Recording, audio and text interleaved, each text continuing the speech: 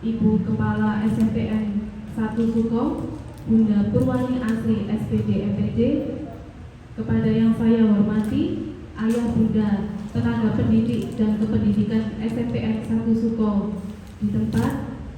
Pada kesempatan kali ini saya ucapkan terima kasih yang sebanyak-banyaknya kepada waktu yang telah diberikan kepada saya, karena pada kesempatan hari ini saya mampu mempresentasikan, mengimbaskan modul 1.4 mengenai budaya positif kepada rekan-rekan sejawat semua tenaga pendidik dan kependidikan dari SMPN 1 Suko.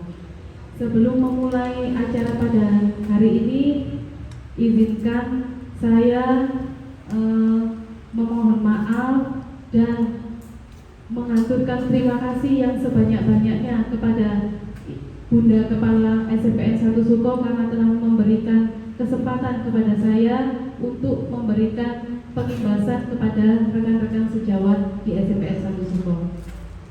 Baik, ayah bunda sekalian, sebelum memulai acara pada hari ini, mari kita menyanyikan lagu kebangsaan kita Indonesia Raya. Kepada hadirin dipersilakan untuk berdiri.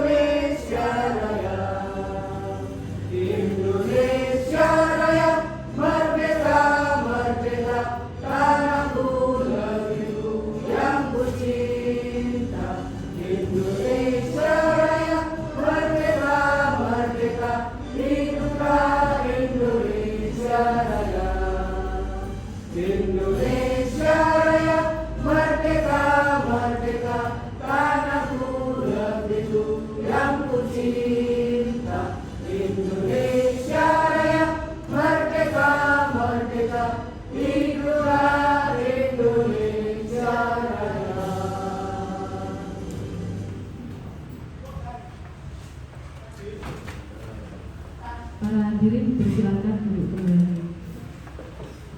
Baik ayah bunda, selanjutnya menuju ke acara doa kepada Gus Iril, dipersilakan maju ke depan untuk memberikan doa memulai acara hari ini.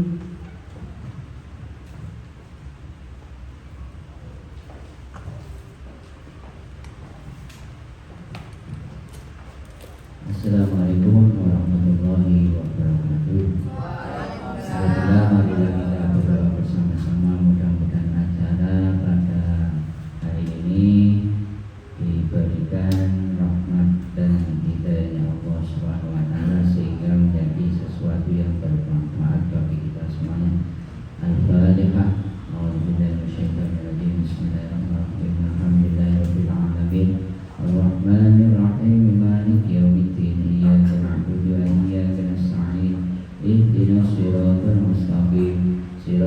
الذين أنعمت عليهم غير المغضوب عليهم ولا الضالين آمين.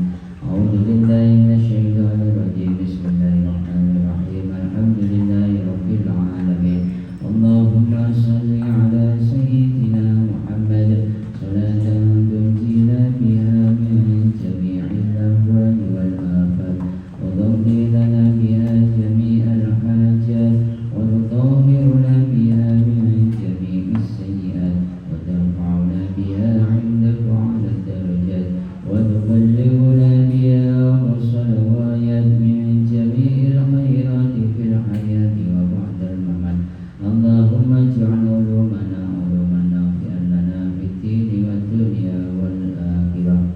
ربنا آتنا في الدنيا حسنة وفي الآخرة حسنة وقنا عذاب النار. وسبحان ربك رب العزة عما يصفون وسلام على المرسلين والحمد لله رب العالمين. Terima kasih. Assalamualaikum warahmatullahi wabarakatuh.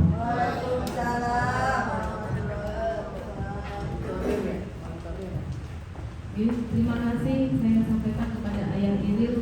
Baik Ayah Bunda, selanjutnya kita masuk ke materi inti ya. Di sini saya nanti akan melakukan pengimbasan mengenai modul 1.4 yaitu mengenai budaya positif. Nah, bagi Ayah Bunda sekalian, apa sudah pernah mendengar budaya positif? Kira-kira selama ini kan kita di sekolah ini sebagai tenaga pendidik kan sudah sering mendengar, bahkan mungkin sering sekali sudah melakukan apa sih budaya positif itu. Kira-kira gimana ya? Terima kasih Bunda Ria. Saya akan mencoba untuk mengingat sedikit tentang budaya positif. Mungkin ini yang akan saya bahas itu adalah yang ada di SMP Negeri Soko. Jadi budaya positif yaitu kegiatan positif yang akan kita budayakan di sebuah sekolah. Kalau di SMP Soko salah satunya yang sangat-sangat bagus yaitu saat piket di depan. Nah, itu merupakan budaya positif yang memang harus kita budayakan, di mana anak-anak harus melakukan tindakan sebelum masuk sekolah. Jadi paling tidak mereka bisa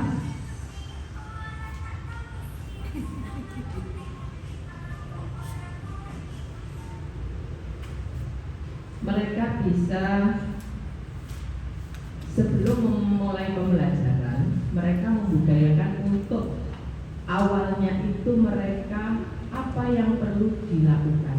Misalnya senyum, sapa, salam. Kemudian yang kedua, mereka bisa bagaimana masuk sekolah sehingga kegiatan itu selalu positif, yaitu turun dari sepeda. Nah, itu budaya positif di mana terkandung sopan santun. Kemudian lagi Bapak Ibu guru menyambut ramah anak-anak, sehingga anak-anak nanti sebelum pembelajaran mereka akan bahagia.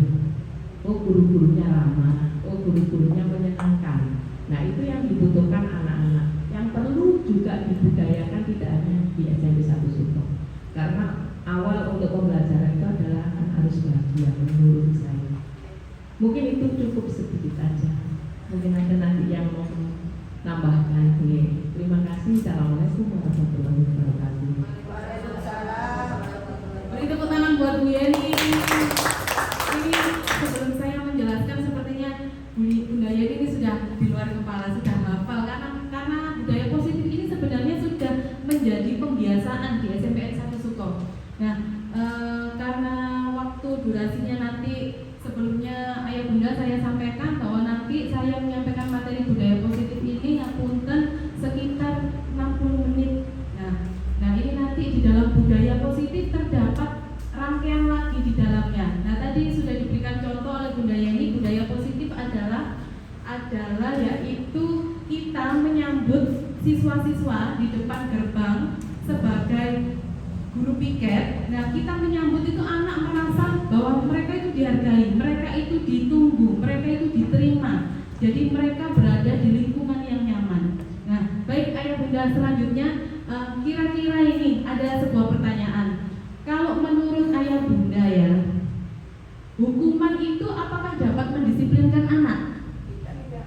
Tidak. Baik, saya simpan dulu ya jawabannya. Tidak. Kalau menurut ayah bunda hukuman tidak dapat mendisiplinkan anak.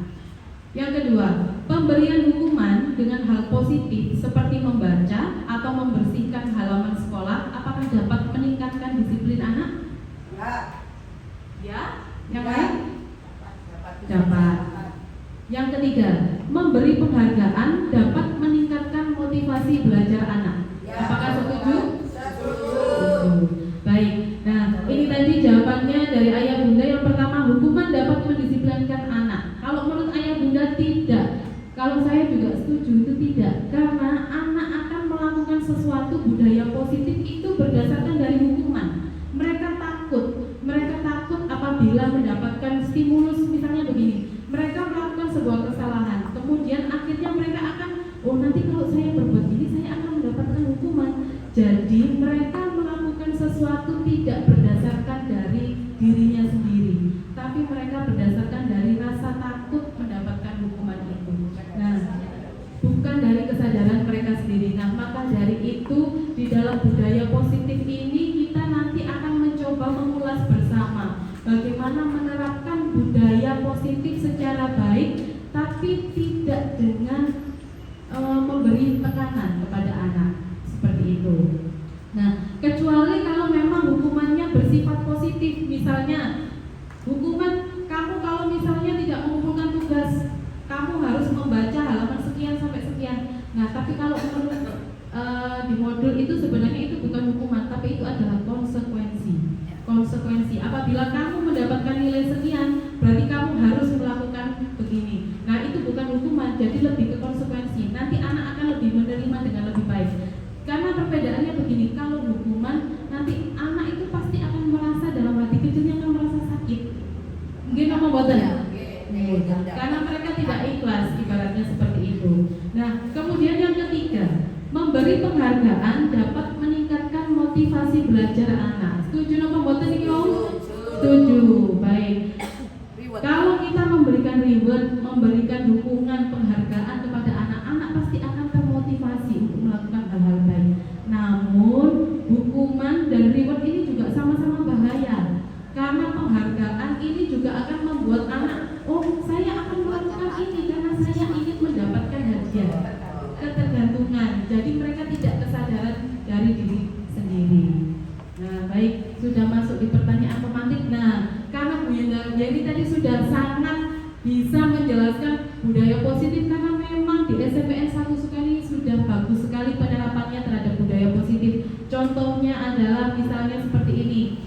Tadi budaya ini menjelaskan ada senyum, salam, sapa, program 3S. Nah, itu yang sudah kita jalankan selama ini. Selama ini kita ketemu murid pasti gimana ya ayah bunda?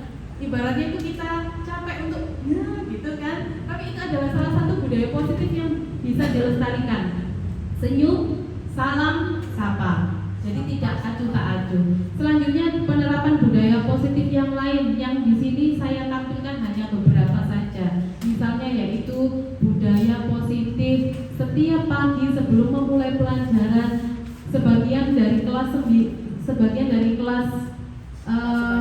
semuanya, semuanya dari anak kelas 9 melaksanakan kegiatan PPK religi. Nah, itu mendekatkan anak-anak yang dulu tadinya tidak bisa mengerti budaya positif, apa sih mengaji juz amma, apa sih surat-surat ini, kadang mereka tidak hafal. Tapi itu sudah menjadi pembiasaan di sekolah kita secara baik. Baik, selanjutnya ayah bunda di sini ada pengertian budaya positif yang harus saya bacakan yang sepertinya tapi ayah bunda semuanya sudah paham apa sih itu budaya positif. Budaya positif adalah perwujudan dari nilai atau keyakinan universal yang diterapkan di sekolah. Budaya positif dapat mendorong murid untuk mampu berpikir, bertindak, mencipta, proses, memerdekakan dirinya sehingga murid mampu mandiri dan bertanggung jawab. Nah, baik ayah bunda, budaya positif ini kita perwujudan dari nilai-nilai profil pelajar Pancasila. Kira-kira di sini ayah bunda masih ingat apa saja itu profil pelajar Pancasila? Gotong royong, boleh, betul. Mandiri, kreatif, iman dan takwa, beriman dan takwa. Bernalar kritis, betul. Selanjutnya berkebinekaan global. Tepuk tangan buat ayah bunda dengan satu support. Nanti hadiahnya boleh diambil di komsis dengan membayar sendiri-sendiri ya. Saya duwe komsis. Sambil ini bu, apa marketing.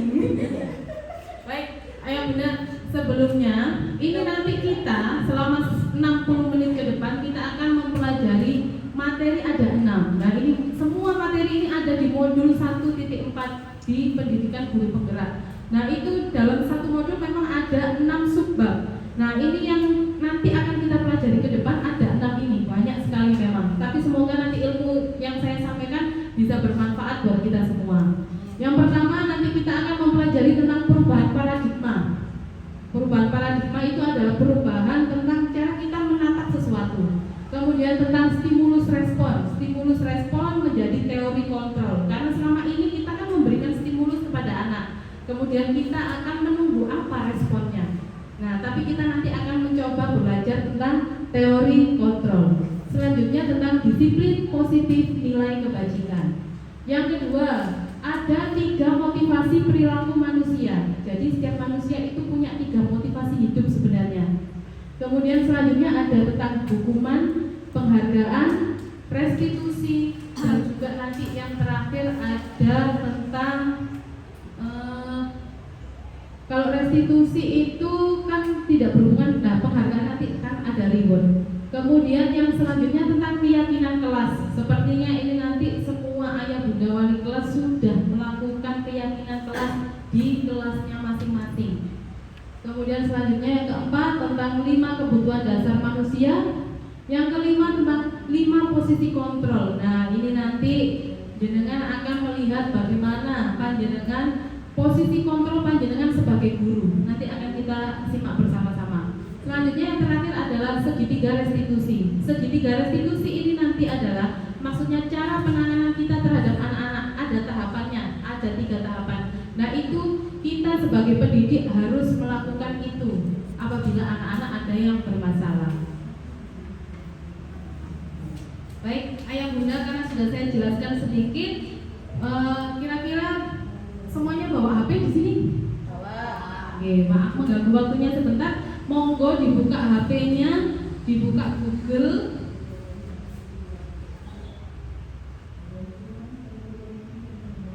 Kemudian silakan di Google panjenengan ketik KAHOOT kahut titik IT. Kahut. KAHOOT titik IT. IT. IT. Kahut.it. Itu ya, Mbak.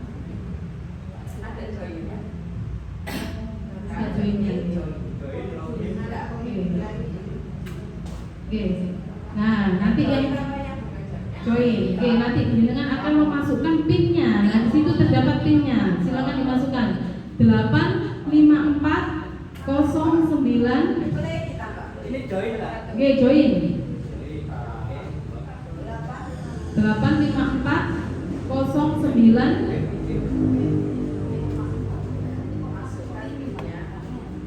8540981.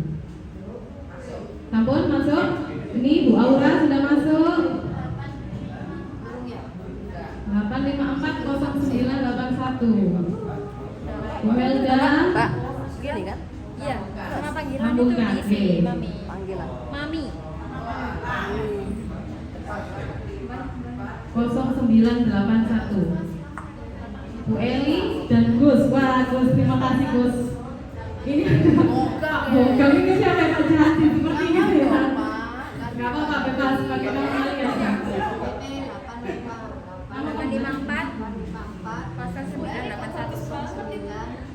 81. Sesuai peliharaannya, Mbak.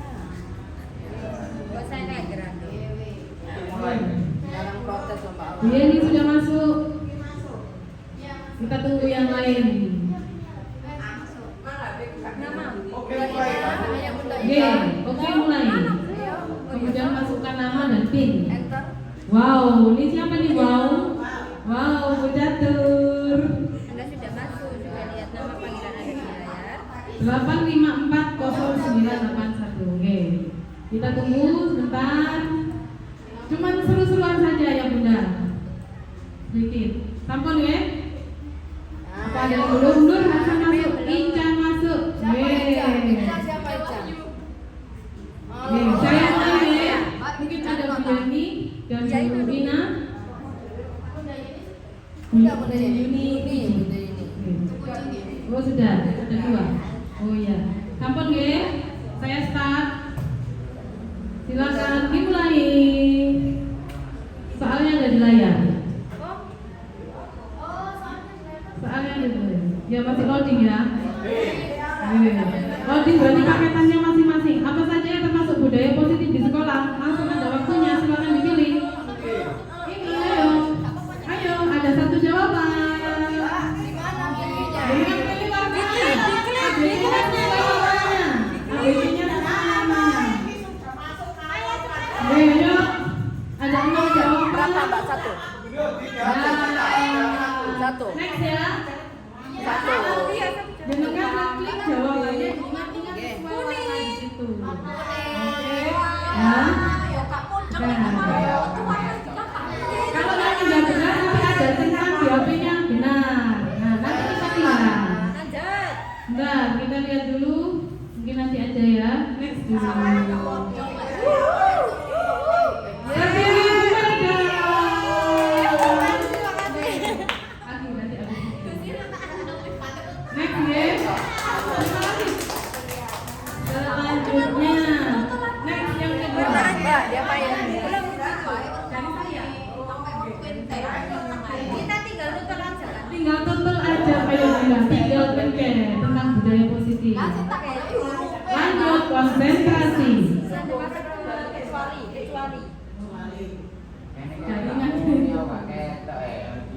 Yang termasuk profil pelajar Pancasila kecuali cepet-cepetan ini ya Bunda skornya. Yuk. Cepet-cepetan. Sudah. Loading berarti paketannya nih. Loading. Ya, yang betul adalah ini lagi ya. Mbak Melda lagi nih. Anda di podium. Masuk podium. Tertinggi masih pegang Melda. Selanjutnya Bu Eni naik peringkat jadi nomor 2. Ada Bu Yuni, ada Bu Ica. Bu Ica ini Bu Ayu. Ada Mbak Aura. Next ya. Terakhir. Ini aja Bunda. Kalau di soal ini jenengan pertama belum tentu nanti yang terakhir jenengan yang menang. Oke, kita bersabar. Waduh. Ayo kita buktikan. Mana yang termasuk hukuman? Kelihatan nggak tuh? Yang pertama, silakan berdiri di depan kelas dengan 1 kaki. Kemudian yang biru mengganti kertas ulangan temannya. Kuning aja, Mbak apa? Aku Merah ya. Yang betul jawabannya yang termasuk hukuman adalah yang A. Ya. Kita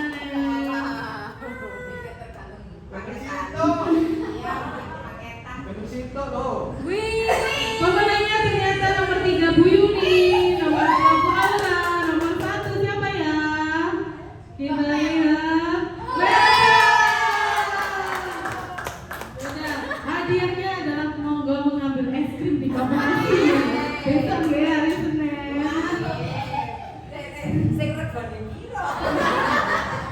Jangan malu.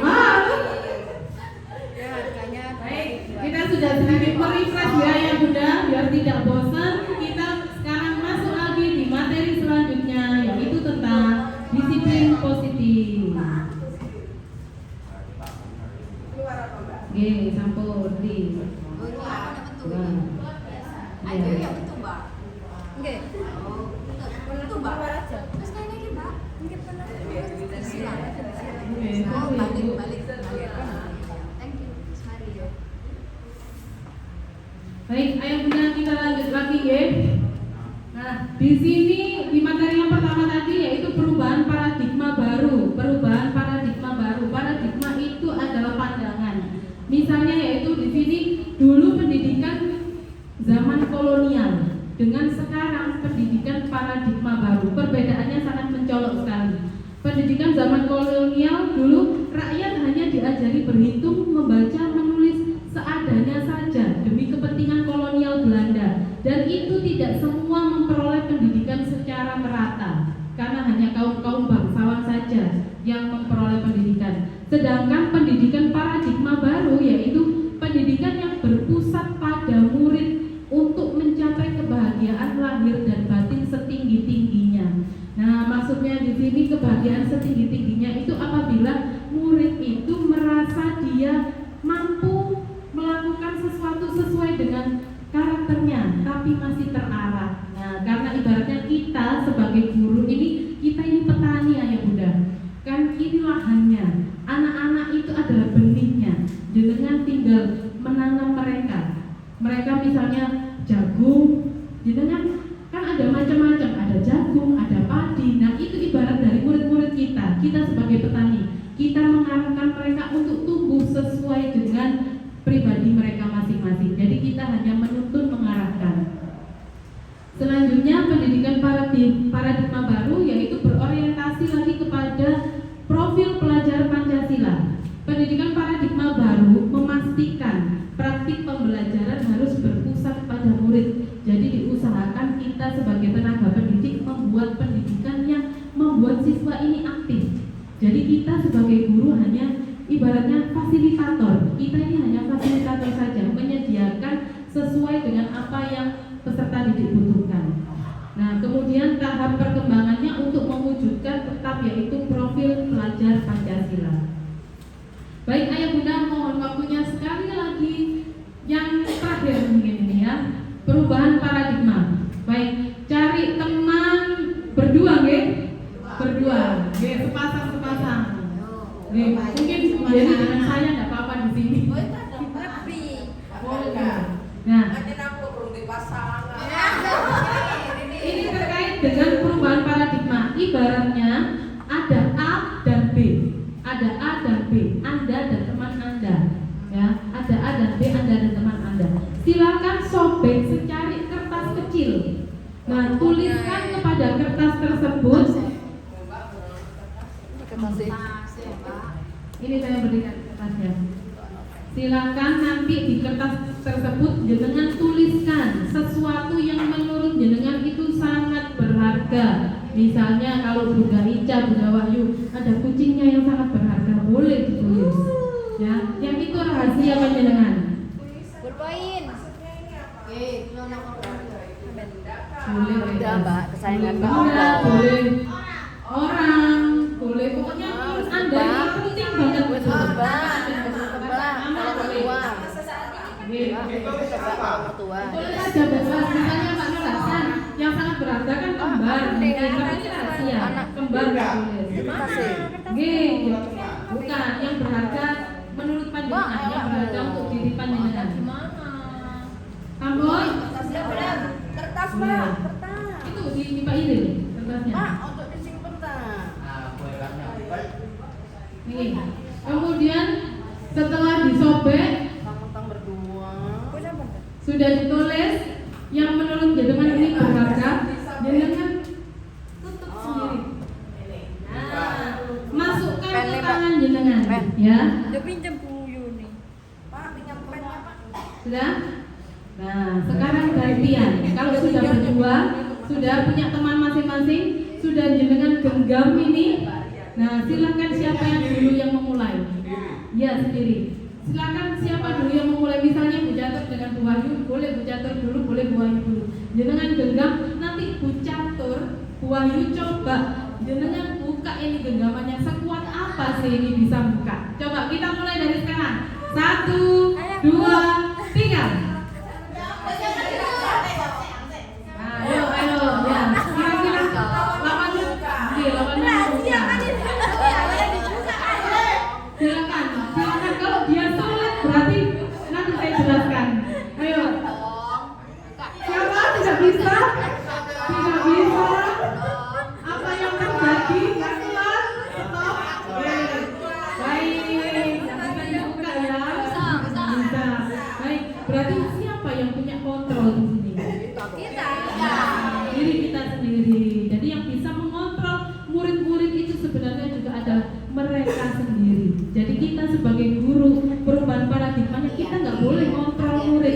Ya, kita tidak mengontrol kamu harus begini, kamu harus begini. Sebenarnya itu tidak seperti itu. Tapi kita menuntun, mengarahkan. Tapi kontrol semuanya ada di diri mereka sendiri. Baik, tepuk tangan buat ayah bunda semuanya. Tiwas saya. Tiwas bapak ya bu. Tahu gimana? Itu tadi berarti cara dengan mengontrol bagaimana agar ini tidak sampai orang ini masuk ke saya. Saya punya pendirian, ibaratnya seperti itu. Nah, kalau misalnya ada murid yang dia sangat teguh dengan pendirian, kalau betul tidak apa-apa. Tapi kalau salah, berarti peran kita sebagai pendidik adalah mengarahkan mereka, menuntun mereka kembali ke jalan yang benar. Waduh, Pak ini. Baik, di sini ada perubahan paradigma yang menjadi dari stimulus respon. Stimulus itu misalnya stimulus itu ayah bunda memberikan stimulus ke anak, ayo kerjakan sekarang. Kemudian anak pasti akan merespon. Nah, itu berubah menjadi teori kontrol. Jadi anak misalnya mengerjakan tugas itu tidak karena perintah dari ayah bunda. Ayo kamu kerjakan. Terus kemudian dia merespon, pasti akan mengerjakan karena takut mendapatkan sebuah hukuman.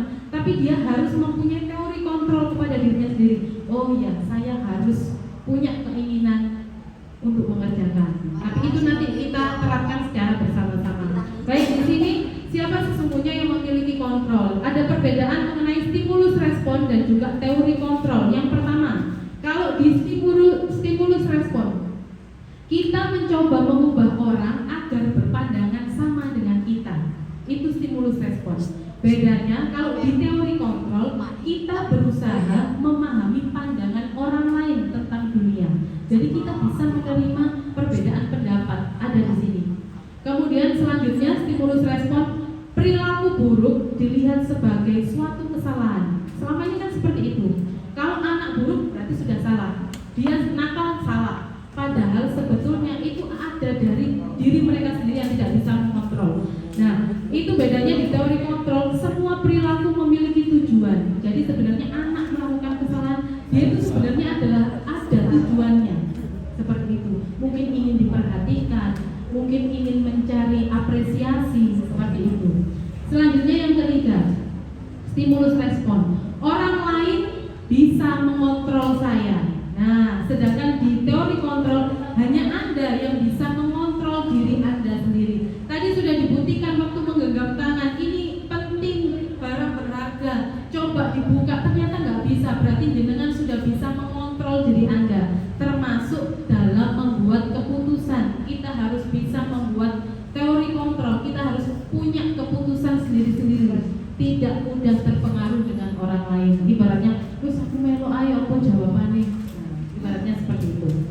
Yang keempat, saya bisa mengontrol orang lain. Itu kalau orang yang berpedoman stimulus respon. Jadi dia mempunyai stimulus, kemudian ingin respon yang dihasilkan orang sesuai dengan dia. Jadi dia beribarat, saya bisa mengontrol orang lain. Padahal kalau di teori kontrol, Anda tidak bisa mengontrol orang lain. Karena setiap orang punya keinginan sendiri-sendiri. Ya, jadi kita harus bisa memahami. Selanjutnya yang kelima, pemaksaan ada pada saat bujukan gagal. Gitu mboten? Kalau anak-anak dibujuk misalnya, wis tale, ayo sinau sing temen. Nah, akhirnya dia masih nggak bisa dibujuk dengan cara apapun. Yang ada akhirnya kita memaksa. Wes, sinau, bukan nggak sinau, gak tak enggak no. Nah, itulah contoh dari stimulus respon. Padahal seharusnya di teori kontrol kolaborasi dan juga konsensus menciptakan pilihan baru. Maksudnya begini, kita berdialog kepada siswa dengan cara hati ke hati, kita cari solusi yang terbaik. Karena setiap siswa melakukan sesuatu, dia punya alasan, ibaratnya begitu. Yang keenam, model berpikir menang kalah. Kalau di stimulus respon, ibaratnya dia kan, saya harus bisa mengontrol orang lain, saya harus bisa mengatur orang lain. Jadi dia berpikiran ada menang dan kalah, saya harus selalu menang, ibaratnya seperti itu. Sedangkan kita semua manusia ini tidak ada yang kalah menang hidup ini ya Bunda. Jadi harus berpikir bahwa model berpikir kita adalah semuanya menang. Ya, tidak ada anak yang buruk, tidak ada anak yang kalah, cuman waktu saja yang belum tepat, ibaratnya gitu. Waktu saja yang membutuhkan.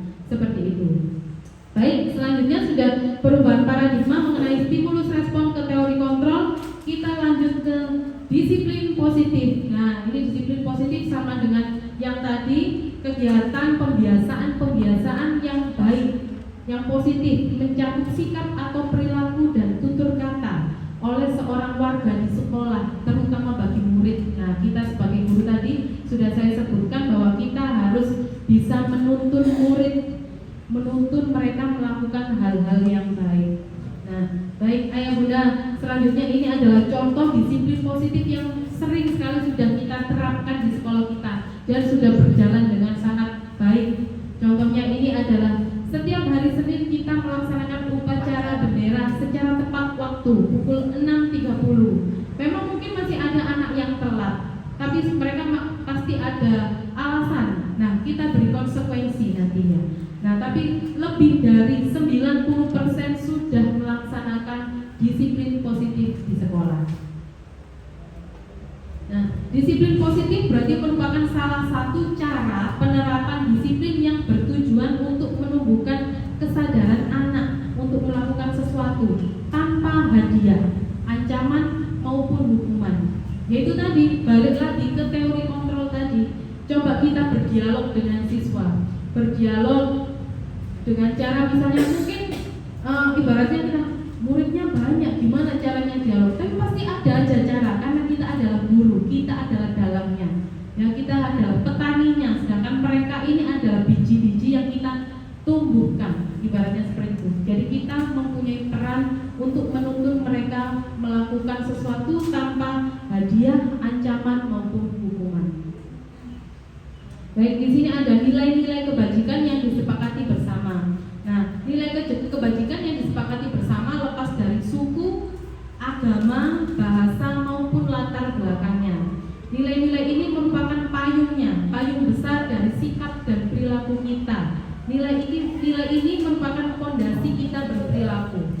Nah, baik, nilai-nilai dari kebajikan ini masih tetap berkiblat ke profil pelajar Pancasila tadi, yaitu beriman, bertakwa, berakhlak mulia, mandiri, bernalar kritis, berkebinekaan global, gotong royong, dan kreatif. Jadi itu semua 6 profil pelajar Pancasila itu sebenarnya sudah ada di disiplin positif dan di nilai-nilai kebajikan dan sudah kita terapkan dengan baik. Nah, ini sudah masuk ke subbab yang kedua ya Bunda. Masih menggos-menggos? Mungkin saya yang menggos-menggos di depan ini ya. Selanjutnya ada teori motivasi. Teori motivasi perilaku manusia. Nah, ini kita sebagai manusia ini sebenarnya ada 3 motivasi ya Bunda. Ada, ini salah, ada motivasi eksternal, ada motivasi eksternal lagi, kemudian ada motivasi internal yang tujuannya untuk disiplin positif. Motivasi eksternal yang pertama yaitu kita motivasi diri kita sendiri untuk menghindari ketidaknyamanan atau hukuman. Nah, ibaratnya kalau gini, sebagai murid, anak itu akan mempunyai motivasi yang pertama. Misalnya dia menghindari hukuman. Ya wes, aku besok tak berangkat pagi. Aku tidak mau dipanggil Pak Nur, dibariskan sendiri karena aku telat upacara. Nah, itu sebenarnya adalah motivasi dari dirinya sendiri untuk menghindari ketidaknyamanan tadi. Kemudian yang kedua, motivasi eksternal. Jadi yang tadi internal ya Bunda, sangat boleh. Yang selanjutnya motivasi eksternal untuk mendapatkan imbalan dari orang lain atau institusi. Nah, kira-kira begini. Misalnya anak-anak itu melakukan sesuatu karena dia dijanjikan imbalan mungkin oleh orang tuanya. Ayo, kamu harus dapat nilai yang bagus. Nanti kalau kamu dapat nilai bagus, kamu tak ajak jalan-jalan ke sunrise. Nah, gitu anak pasti sudah termotivasi. Wah, aku kepengen ini ke sunrise. Coba caranya aku harus dapat nilai bagus. Nah, itu namanya motivasi eksternal yang ada dalam diri manusia. Selanjutnya motivasi internal untuk tujuan disiplin positif. Nah, ini dengan misalnya murid atau kita sebagai manusia menghargai diri kita sendiri, menjadi insan sesuai harapan kita. Nah, jadi misalnya kira-kira kita ini sudah, terutama kalau yang anak-anak yang sudah dewasa, aku ini memang kepengen jadi orang yang sukses. Jadi dia menghargai dirinya sendiri, motivasi dalam dirinya sendiri, karena dia ingin diperlakukan seperti apa sesuai dengan cita-citanya, seperti itu. Selanjutnya di sini ada perbedaan dari hukuman, konsekuensi, dan restitusi. Nah, di sini ada 3 perbedaan yang bisa kita lihat. Kalau hukuman itu biasanya tidak terencana atau tiba-tiba karena anak melakukan sesuatu kemudian kita hukum. Kemudian selanjutnya, murid tidak tahu apa yang akan terjadi kalau hukuman, ya enggak? Oke, karena mereka tidak tahu, oh kalau aku telat gini aku dikasih hukuman apa nanti kira-kira. Mereka tidak tahu karena semuanya tiba-tiba. Kemudian hukuman bersifat satu arah. Hukuman bersifat satu arah karena hanya misalnya itu tadi kita merasa kamu saya kontrol, ibaratnya begitu. Kemudian hukuman bisa berupa fisik maupun psikis. Alhamdulillah di sekolah kita tidak ada yang seperti itu. Nah, selanjutnya konsekuensi. Nah, di sini ada konsekuensi yang terencana atau disepakati sesuai peraturan yang masuk di keyakinan kelas. Nah, misalnya jenengan sebagai wali kelas sudah membuat kesepakatan kelas atau keyakinan kelas, misal kalau harus menghormati guru, tulisan di keyakinan kelas, harus tidak berbicara saat jam pelajaran. Nah, itu sudah masuk terencana, masuk konsekuensi. Nah, apabila dia nanti melanggar, kita sepakati harus piket selama 1 minggu, misalnya seperti itu. Konsekuensi, murid tetap dibuat tidak nyaman. Kemudian sikap guru selalu memonitor murid. Itu kalau konsekuensi. Nah, ini semua 2 hal ini berbeda sekali dengan restitusi. Restitusi itu berbeda sekali ayah bunda, karena kita akan mencoba berdiskusi, berdialog dengan anak. Misalnya menciptakan kondisi bagi murid untuk memperbaiki kesalahan. Misalnya gini, kita ajak dia ngobrol dulu, ada tahapannya, ajak ngobrol dulu. Kita dengarkan dulu dia meluap-luap, menceritakan apa saja yang dirasakan, kemudian kita ngobrol. Kira-kira kegiatanmu yang sudah kamu lakukan tadi, apa sudah sesuai dengan keyakinan kelasnya kita?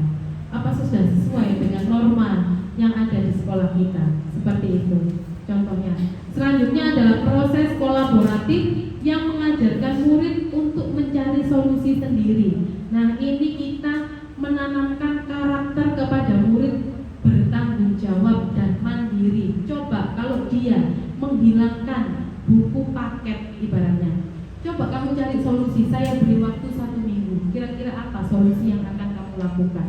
Kalau misalnya dalam 1 minggu tadi ternyata dia tidak menghasilkan sesuatu, boleh kita membuat sebuah konsekuensi, ya. Begitu ayah bunda. Nah, di sini ada dihukum oleh penghargaan. Nah, masuk di penghargaan ayah bunda. Penghargaan itu sebenarnya tidak sepenuhnya enak. Gitu Bapak. Orang yang selalu terus-menerus diberi penghargaan itu tidak hanya secara kado, tapi bisa melalui ucapan, melalui sanjungan, melalui misalnya, wah kamu kok cantik banget sih hari ini. Nah, itu ibaratnya pengaruh jangka pendek dan jangka panjang. Ibaratnya gini, orang yang sering diberi sanjungan, nanti dia anak itu akan lupa tidak menginjak tanah. Ibaratnya bukan jadi hantu ya, tapi dia nanti akan terbang melayang karena disanjung terus. Jadi dia lupa untuk introspeksi diri, merubah menjadi yang lebih baik. Nah, penghargaan menghukum. Selanjutnya penghargaan akan mengurangi ketepatan. Nah, itu tadi juga yang sudah saya sebutkan. Orang yang sering diberi sanjungan, anak yang sering diberi sanjungan nanti pasti akan lalai. Lama-lama jadinya rajin. Tapi karena sering diberi sanjungan dia merasa, oh tenang, aku bisa sekolah loh, pintar dewi, ibaratnya gitu. Jadi nanti dia akan terlena terus. Nah, itulah namanya dihukum oleh penghargaan. Seperti itu. Kemudian penghargaan memang menjadi tidak efektif. Boleh memberi penghargaan tapi sesekali saja. Kemudian selanjutnya penghargaan merusak hubungan. Nah, ibaratnya kita di kelas ada anak yang memang sangat pintar, kemudian kita selalu menyanjung dia, kita selalu memberi pujian, kita selalu memberi hadiah, nanti akan menimbulkan rasa iri dari teman-teman yang lain. Karena teman-teman yang lain akan merasa, alah gini loh gak penting, si penting gak ikut dok, wis jarno sakarpe. Pasti akan seperti itu. Karena manusiawi yang mudah. Jadi penghargaan pun juga tidak sepenuhnya baik diberikan kepada anak-anak. Baik, di sini ada tindakan guru yang menurut jenengan ini termasuk hukuman atau konsekuensi konsekuensi. Coba saya bacakan dulu yang pertama, nanti boleh angkat tangan karena mungkin nggak kelihatan kayak Bunda. Yang pertama, menyuruh murid mencatat. Boleh ditulis di kertas kosong jawabannya. Menyuruh murid mencatat. Saya tidak akan terlambat lagi sebanyak 100 kali karena terlambat datang di sekolah. Itu masuk hukuman atau konsekuensi? Hukuman, betul sekali. Tepuk tangan. Selanjutnya yang kedua, menyuruh murid lari mengelilingi lapangan basket 2 kali karena terlambat hadir di sekolah. Hukuman. Tepuk tangan. Selanjutnya yang ketiga, masih hukuman meminta murid push up sebanyak 15 kali karena tidak ke sekolah memakai masker. Hukuman.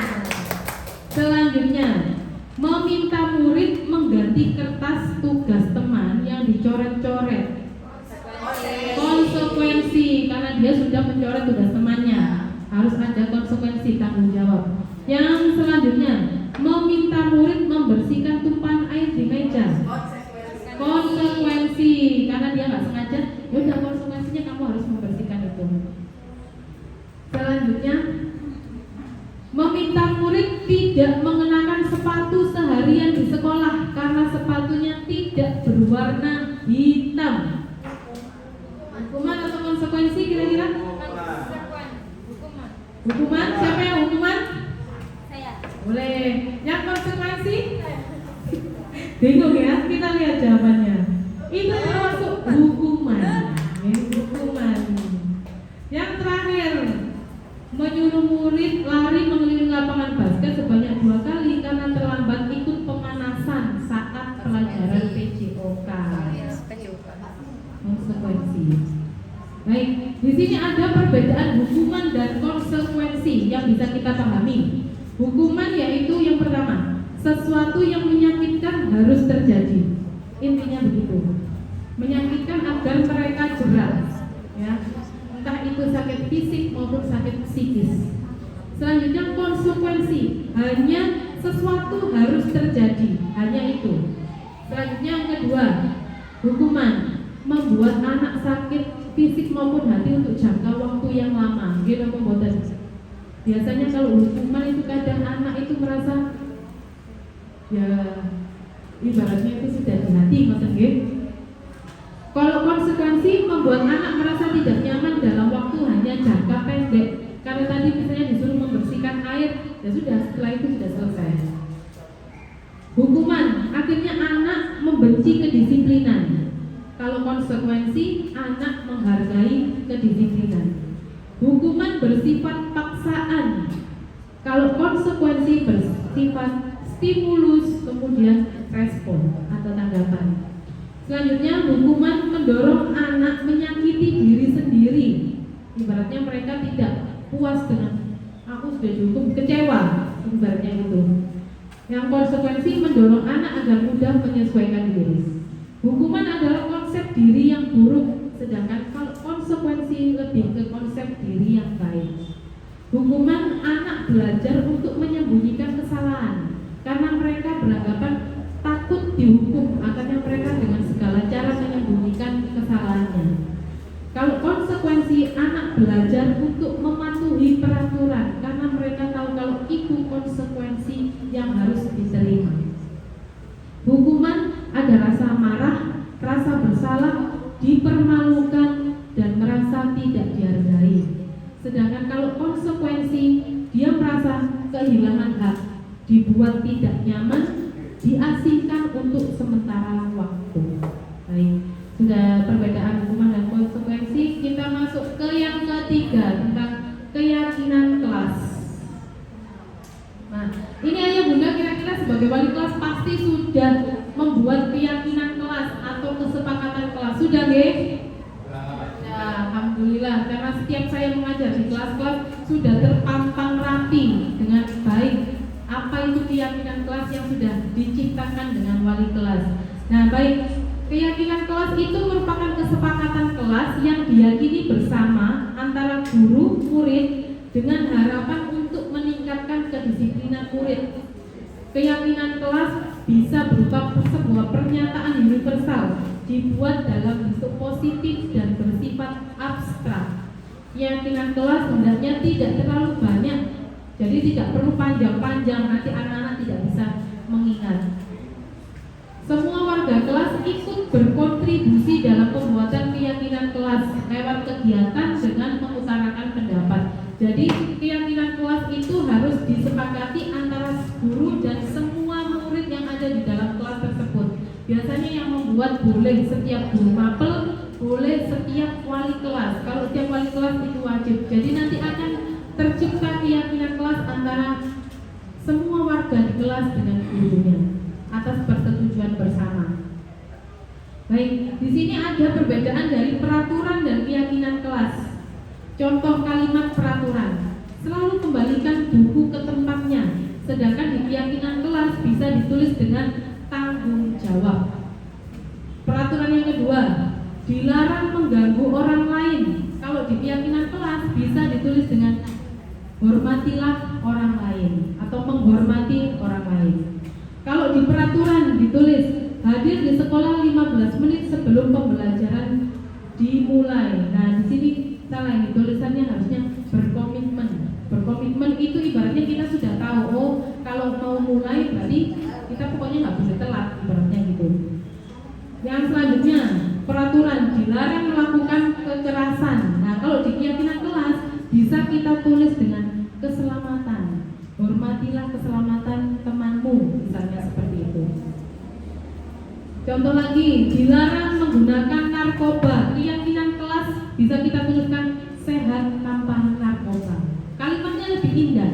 Nah, jadi intinya kalau di keyakinan kelas itu kita tidak menggunakan kata negatif.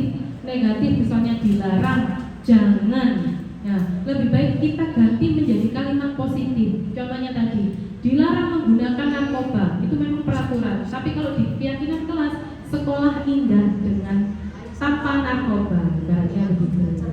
Baik. Selanjutnya di sini ada video saya yang boleh mungkin nanti boleh di skip ya yang Bunda. Ini saya dalam kelas ini coba membuat keyakinan kelas dengan siswa-siswi saya kelas 8I. Semoga suaranya terdengar. Waalaikumsalam warahmatullahi wabarakatuh. Kita akan menerapkan budaya positif yang ada di sekolah kita. Kalian semua pasti sudah paham ya kalau di sekolah kita ini apakah sudah menerapkan budaya positif? Sudah. Budaya positif di sekolah kita ini terinspirasi dan menerapkan dari profil pelajar Pancasila. Nah, di karakter yang harus dimiliki sesuai dengan profil pelajar Pancasila itu harus ditumbuhkan kepada semua siswa, terutama di siswa-siswi SMP 1 Suko. Nah, siapa yang tahu apa saja karakter dari profil pelajar Pancasila? Ya, silakan Ayu. Beriman, bertakwa, dan berakhlak mulia. Selanjutnya, siapa yang bisa? Ya, berkebinekaan global. Dari kalian harus bisa membawa. Kita cepatkan aja ya. Membeda-bedakan. Selanjutnya, nah, kita harus tas. Ya, kelas sepakati terus. Nah, mungkin begini tahap-tahapannya saat kita membuat keyakinan kelas. Jadi setiap anak punya ide yang dituliskan kemudian kita sepakati, ditempelkan di kertas manila masing-masing. Nah, nanti kalau sudah disepakati, boleh salah satu atau beberapa temannya untuk mempresentasikan di depan. Jadi semangat. Semangat semua. Mari kita pagi agar semua teman-teman yang lain paham. Oh, itu keyakinan kelas yang sudah kita sepakati bersama.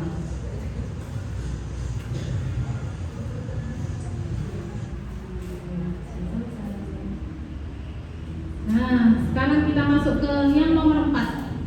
Ada tentang 5 kebutuhan dasar manusia. 5 kebutuhan dasar manusia. Yang pertama, bertahan hidup. Untuk bertahan hidup kita memerlukan ada makanan, pakaian, tempat tinggal, keamanan dan kebersihan. Selanjutnya ada kasih sayang dan rasa diterima. yaitu misalnya kita sebagai manusia ada punya kebutuhan ingin diterima, oke?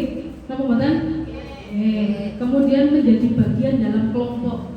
Selanjutnya ada penguasaan. Penguasaan di sini ada harga diri, keinginan untuk dianggap, memimpin, berprestasi, diakui dan didengar.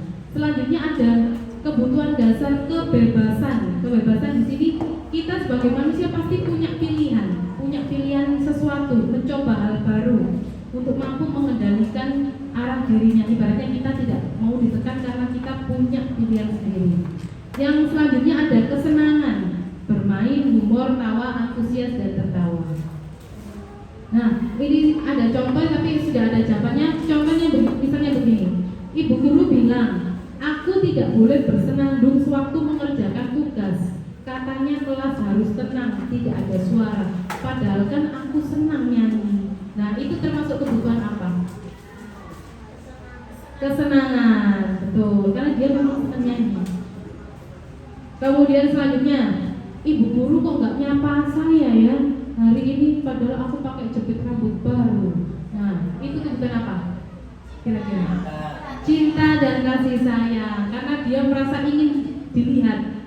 Baik. Kemudian ada yang selanjutnya, aku bosen, masa dia belajarnya kok gitu-gitu aja, dengerin orang ceramah terus.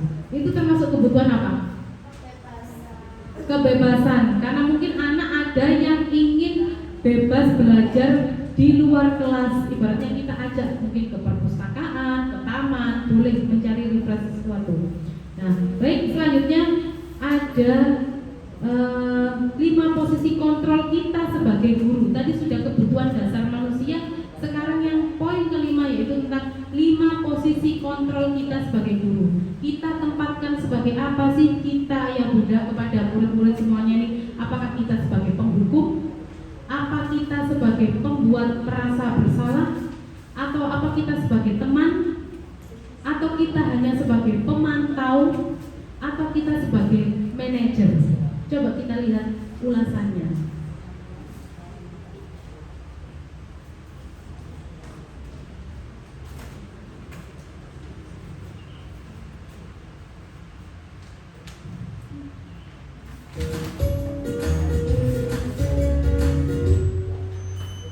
Salam bahagia Ibu dan Bapak Guru hebat. Dalam penerapan disiplin positif restitusi, salah satu program yang dikembangkan adalah 5 posisi kontrol.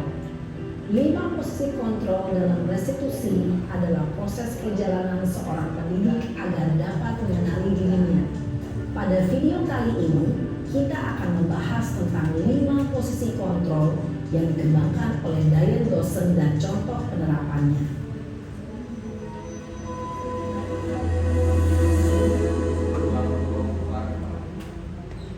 5 posisi kontrol itu adalah 1.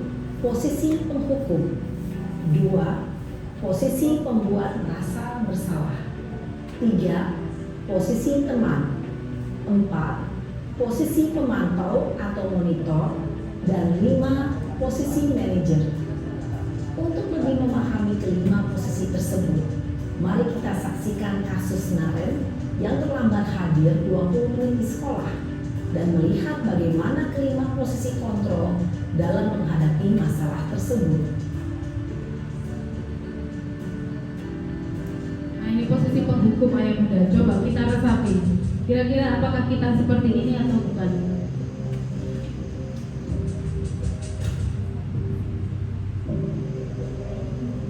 Naren, sini kamu. Selamat pagi Bu. Selalu terlambat. Kamu deh, pasti terlambat. Maaf Bu, saya Apa? Apa coba?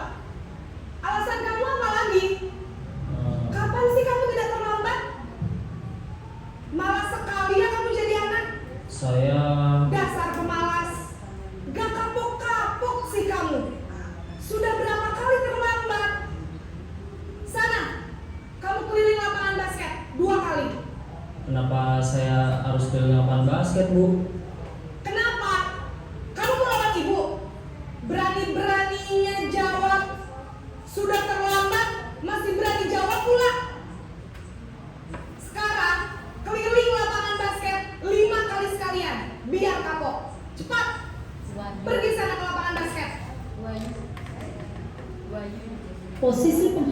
biasanya berbicara dengan nada tinggi, menghardik, menunjuk-nunjuk, Biasanya kalau kita menghukum sukanya menghardik ya, Bunda. Hukuman Membentak, bisa berupa kaca fisik tinggal. maupun Nah, psikis. seperti itu ibaratnya.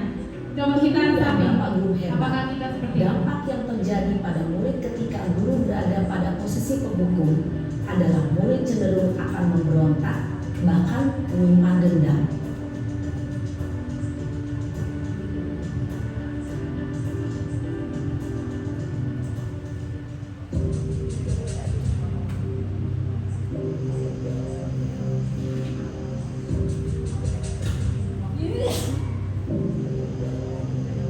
Naren,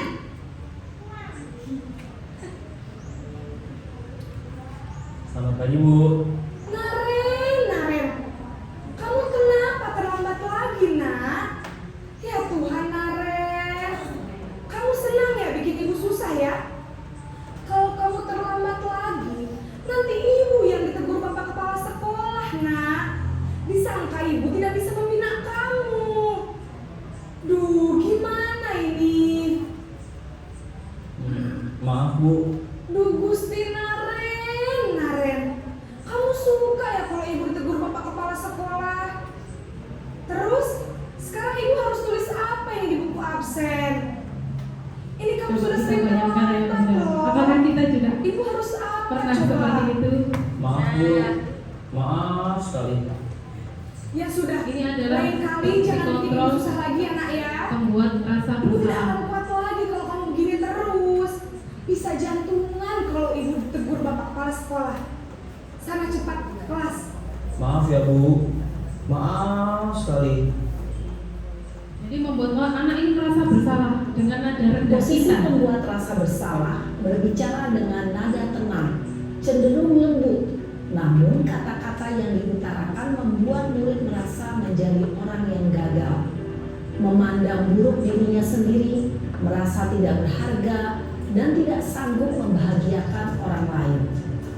Ketika guru mengambil posisi pembuat rasa bersalah, murid akan menganggap dirinya yang bersalah dan ia akan menyimpan emosi negatif tersebut di dalam dirinya.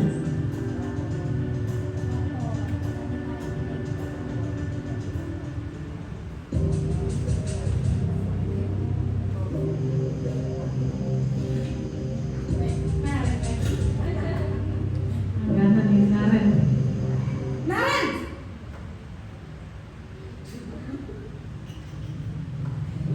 Selamat pagi Bu. wah, sudah jam berapa ini nak? Terlambat lagi ya sayang. Iya Bu. Habis ibu saya lupa bangunkan saya Bu. Kamu malah menyalahkan ibu kamu. Kamu bukannya anak yang larinya paling kencang. Kok terlambat sih? Iya Bu. Saya memang terlambat bangun tadi. Jadi biarpun saya lari kencang, tetap gak kekejar Bu. Ya sudah sana. Nanti lain kali larinya lebih kencang lagi ya. Biar gak terlambat lagi. Bikin senang ibu. Demi ibu. Bisa kan? Bisa lah Bu. Itu tadi Ya sudah ciri-cirinya sana kalau masuk kita kelas. Ibu sebagai beresin teman. urusan absen kamu. Kamu ini ada-ada saja. Dalam posisi teman, guru berbicara dengan nada suara ramah, akrab, cenderung bersendar gurau untuk menjaga suasana tetap santai. Murid akan merasa senang, aman, dan akrab dengan guru. Identitas yang tercipta adalah identitas sukses atau berhasil. Namun, perlu diingat, karena ini masih dorongan eksternal, maka ada faktor ketergantungan dari murid kepada orang tertentu. Di sini guru absennya, sehingga di lain waktu murid bisa berperilaku baik, namun hanya kepada orang-orang tertentu saja. Dia akan berperilaku baik kepada orang yang nyaman saja.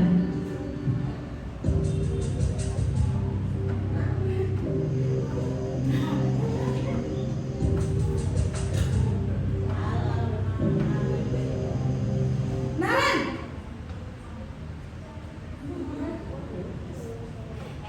Selamat pagi Bu. Naren, apa peraturan sekolah kita tentang jam berapa kita harus masuk sekolah, nak? Kita harus di sekolah jam 7 Bu. Iya betul, sekarang sudah jam 7.20. Naren sudah tahu konsekuensinya jika terlambat hadir. Paham Bu, saya harus tinggal kelas pas jam istirahat selama 20 menit. Iya benar, konsekuensinya demikian. Jadi nanti jam 9.30 pas istirahat, kamu harus tinggal di kelas, kerjakan tugas tambahan untuk ketertinggalan kamu, ya? Baik Bu. Posisi pemantau mengandalkan penghitungan atau data untuk mengontrol murid. Guru mengarahkan murid berdasarkan peraturan dan konsekuensi. Seorang pemantau menunjukkan bahasa tubuh dan ekspresi wajah yang datar dan cenderung formal.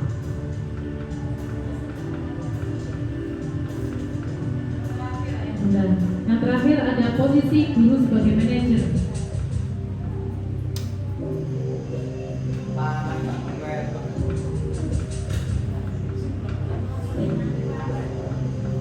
Naren!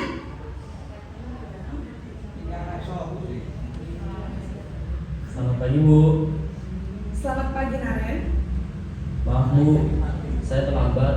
Iya, sekolah masuknya jam 7, sekarang sudah jam 7.20. Jadi sekarang bagaimana ini Naren? Maaf Bu, saya lupa setel alarm saya semalam. Baiklah, menurut kamu, keyakinan sekolah yang mana yang perlu kamu tingkatkan? Menghargai diri sendiri dan orang lain mungkin ya Bu. Setuju. Jadi, apakah Naren meyakini prinsip saling menghormati tersebut? Iya Bu, saya meyakininya. Apakah Naren bersedia memperbaiki masalah keterlambatan ini? Bersedia Bu. Bagaimana kamu akan perbaiki masalah keterlambatan ini? Saya akan coba untuk tidak lupa menyetel alarm saya Bu. Baik, kalau Naren lupa menyetel alarm di rumah, ada orang yang kira-kira bisa bantu mengingatkan tidak? Ada Bu, kata saya, Kak Emma. Ada lagi selain Kak Emma? Selain Kak Emma, ada ibu saya. Baik, jadi yang mengingatkan Naren adalah Kak Emma dan ibu kamu ya? Kira-kira akan mulai setel alarm kapan nih Naren? Setelah pulang sekolah, akan segera saya lakukan. Baik, jadi Naren akan setel alarm untuk bangun besok pagi dan akan diingatkan oleh kakak dan ibunda Naren ya. Ada lagi yang mungkin perlu dilakukan Naren agar tidak terlambat bangun lagi? Tidak ada Bu. Baik Naren, terima kasih untuk kerjasama kamu. Sekarang kamu perlu kembali ke kelas untuk belajar. Baik Bu, terima kasih. Posisi manajer adalah posisi kontrol yang disarankan untuk membimbing murid memiliki sikap disiplin yang positif, yaitu murid yang mandiri, bertanggung jawab, dan dapat memecahkan masalah. Tujuan dari posisi ini adalah agar murid dapat berefleksi atas tindakannya. Guru akan dengan tulus memberikan pertanyaan-pertanyaan bermakna, sehingga membuat murid dapat belajar dari kesalahannya dan mencari sebuah solusi untuk menyelesaikannya. Ibu dan Bapak guru hebat, setelah mengamati adegan kelima posisi kontrol tadi, kira-kira posisi mana yang paling ideal?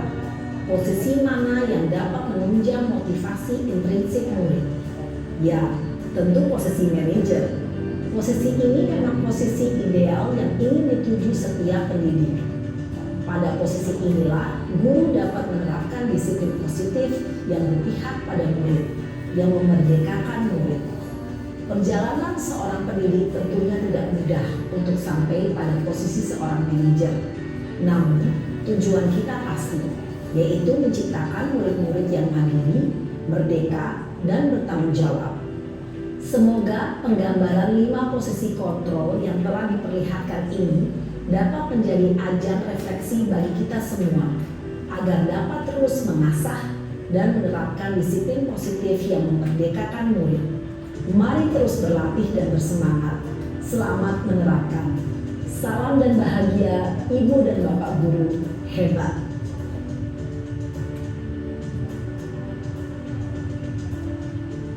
Baik, Ayah Bunda.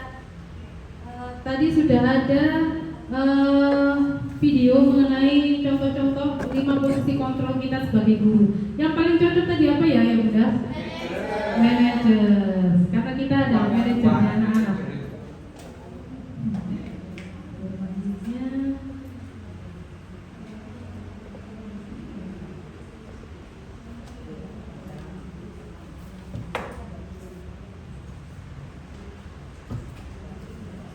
Nah, di sini ya ada contoh lain penerapan 5 posisi kontrol. Tadi ada sebagai penghukum, pembuat rasa bersalah, teman, pemantau, dan manajer. Jadi yang paling cocok memang kita adalah sebagai manajernya anak-anak. Selanjutnya di sini, kira-kira ini dari pertanyaan ini yang warna ungunya ya Bunda. Kira-kira ini posisi kontrol apakah aku? Saya kecewa sekali denganmu. Nah, itu posisi kontrol kita sebagai apa? Membuat kesalahanmu, membuat merasa bersalah. Siapa? Oke, betul sekali Bu Ayu, membuat merasa bersalah karena saya kecewa sekali denganmu. Beri tepuk tangan buat Bunda Ayu. Sepertinya sudah lemas ini. Iya. Kurang 1 modul. Selanjutnya, ayolah lakukan demi bapak atau ibu. Nah, ini posisi kontrol kita sebagai apa? Apa tadi? Sebagai teman. Betul sekali Pak Jati. Oke. Selanjutnya, kira-kira bagaimana kamu akan memperbaiki masalah ini? Manajer. Betul sekali Bunda Aura. Sekarang yang biru, kamu tidak pernah benar melakukannya. Sekarang keliling lapangan 3 kali. Penghukum. Nah, alhamdulillah semuanya sudah paham tentang 5 posisi kontrol kita sebagai guru. Nah, selanjutnya yang terakhir, Ayah Bunda, ini adalah segitiga restitusi. Ini cara kita menerapkan kepada anak tahapan-tahapan yang harus kita lakukan agar menghasilkan murid yang mandiri dan bertanggung jawab. Nah, di segitiga restitusi ini maksudnya ada tahapannya. Pertama, kita stabilkan dulu identitas. Dengan cara menstabilkan identitas, kita cairkan dulu suasana dengan anak-anak. Kita ajak mereka berdialog. Terserah mau dia mau cerita apa. Kemudian selanjutnya, misalnya di menstabilkan identitas, kita bisa ngomong seperti ini. Iya, Bunda paham. Kalau berbuat salah itu memang manusiawi. Bunda pernah kok melakukan seperti itu. Tapi, nah nanti pasti ada lanjutannya. Itu adalah kita stabilkan dulu kondisional emosional anak-anak. Kemudian contohnya kita bisa ngomong, Bunda tahu tidak ada manusia yang sempurna. Nah, kemudian Bapak Ibu juga pernah melakukan salah. Nah, itu cara kita menstabilkan identitas. Selanjutnya tahap yang kedua, kita validasi tindakan yang salah. Dari kegiatan itu yang salah apa? Misalnya, kamu bisa saja kan melakukan hal yang lebih buruk, tapi kamu kan nggak melakukan itu. Nah, itu kita validasi tindakannya dia. Atau misalnya, apa sih yang penting bagi kamu kira-kira? Atau kita misalnya, kamu pasti punya alasan kenapa kamu melakukannya. Kita validasi tindakan dia yang salah itu, kita validkan dulu. Misalnya, kamu boleh tetap berusaha menjaga sikap itu, tapi tambahkan sikap yang lain, yang baru, yang lebih baik. Seperti itu.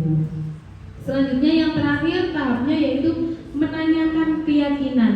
Kita sebagai guru di tahap yang terakhir di segitiga restitusi ini, kita boleh bertanya kepada anak misalnya, apa sih nilai kepercayaan yang ada di keyakinan kelasmu kira-kira? Seperti itu. Nilai kebajikan apa yang sudah kita sepakati di dalam kelas? Kalau menurut kamu, kelas ideal itu yang seperti bagaimana? Nah, misalnya seperti itu. Atau kamu pengen jadi anak yang seperti apa ya? Misalnya gitu. Boleh kita bertanya seperti itu, menanyakan keyakinan dalam diri masing-masing siswa. Nah, di sini saya ada contoh studi kasus yang saya temukan di kelas saya sendiri. Nah, ini kebetulan saya sebagai wali kelas. Ini ada siswa kelas saya 8I bernama Reva, tapi ini dia itu ibaratnya mungkin nama samaran ya ini, nama samaran. Dia siswa yang lahir dari keluarga yang beruntung, baik secara ekonomi maupun kehidupan keluarganya. Nah, dia itu memandang teman-temannya yang tidak beruntung itu menjadi anak yang aduh kasihan sekali, kemudian diremehkan oleh si Reva tadi. Nah, anak yang diremehkan ini namanya Rosalia. Akibatnya Rosalia karena sering diremehkan Reva, dia merasa minder, dia sering menyendiri, murung, semangat belajarnya menurun, akhirnya nilainya menjadi rendah. Nah, kasus ini terungkap ketika saya itu melihat si Rosalia ini nangis, kemudian matanya sembab. Nah, kemudian karena semangat belajarnya juga turun. Setelah bertanya dengan beberapa temannya, maka saya dapatkan informasi bahwa yang selalu menghina bahkan meremehkan Rosalia adalah Reva. Nah, ini ada contoh video coba saya menyelesaikan masalah tersebut menggunakan segitiga restitusi. Baik, kita coba saksikan bersama ya Ayah Bunda.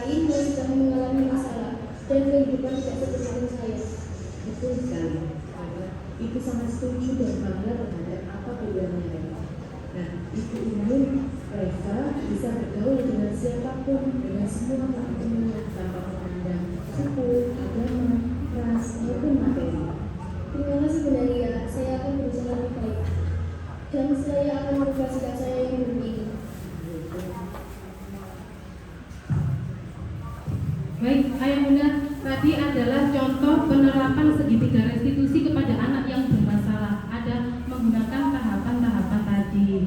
Nah, ini tahapan-tahapannya, yaitu ada menstabilkan identitas dulu, kita tenang dulu, ajak anak untuk berbicara, berdialog, kemudian kita validasi tindakan dia. Salah enggak sih kamu melakukan itu?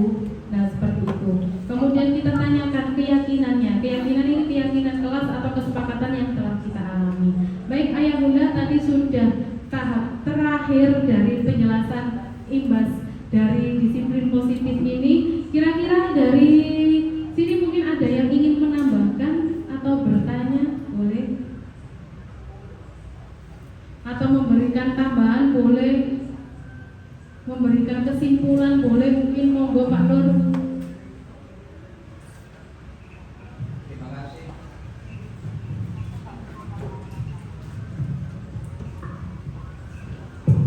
Khususnya yang tadi dilakukan oleh Bunda Ria itu, misalnya itu nanti ditayangkan ke teman-teman seluruh mahasiswanya di terbuka. Mungkin anak-anak yang mungkin yang mengalami seperti itu akan istilahnya akan menahan diri lagi, sehingga itu tadi kalau ditayangkan bermanfaat untuk semua siswa. Karena insya Allah ada juga yang seperti itu, tapi tidak banyak. Jadi bisa juga termasuk tadi hubungannya dengan mengandalkan orang tua, itu bisa dilakukan dengan cara keagamaan juga bisa. Misalnya minta bantuan ke guru agama, datang ke BK, istilahnya kolaborasinya ke sana juga, sehingga mungkin tidak berhenti di kuliah saja, tapi juga mungkin bisa mencoba sudah hubungan dengan BK sekalian. Saja, terima kasih, sudah cukup bagus. Kalau sekolah kita seperti itu, insya Allah tidak ada kata-kata kasar yang keluar dari diri kita. Terima kasih.